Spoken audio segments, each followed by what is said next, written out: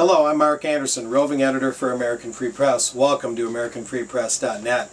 There are a number of interesting developments, very intriguing stuff on this 10th year of the 9/11 tragedy. And some important events that surround this 10th year include the Toronto hearings, a much anticipated and widely publicized event where they say they want to gather testimony for a new investigation into 9/11.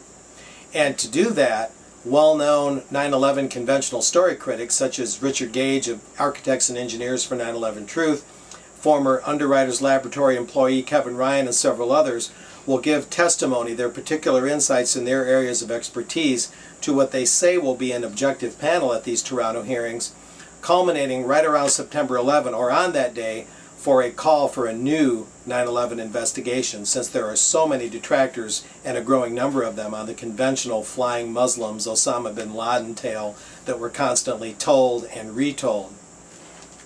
Right around that same time, on September 11, there'll be another event, however, and that one is by the Citizen Investigation Team, which put out National Security Alert, which is a second rendition of an original DVD publication called The Pentagon.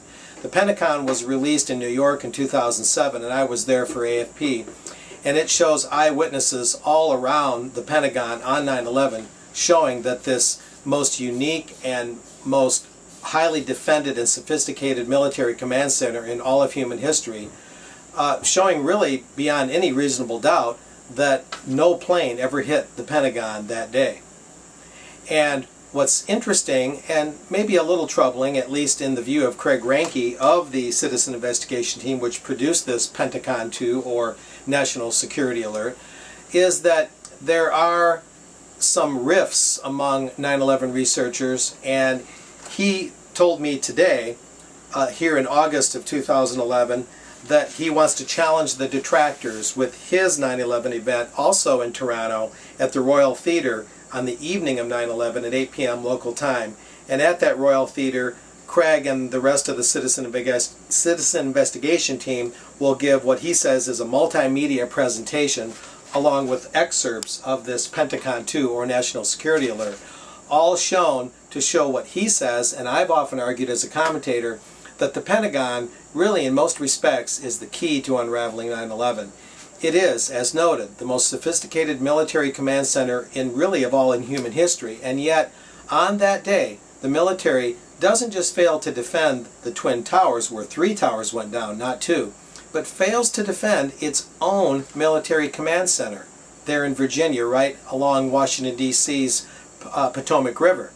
How do you explain this, much less the 80 or so video cameras that were all confiscated, and to this day, 10 years later, we have not seen that all-important footage?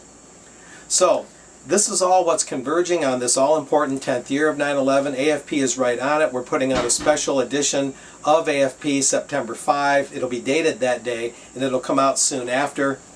Watch for that special AFP edition on 9/11, and there'll be a number of things stemming from that, news stories online, on this website included. And all of this is culminating, much of it in Toronto, where these two events are happening, showing that there are wide-ranging views and a different emphasis on what to do about the tragedy in 9/11 that killed so many people 10 years ago.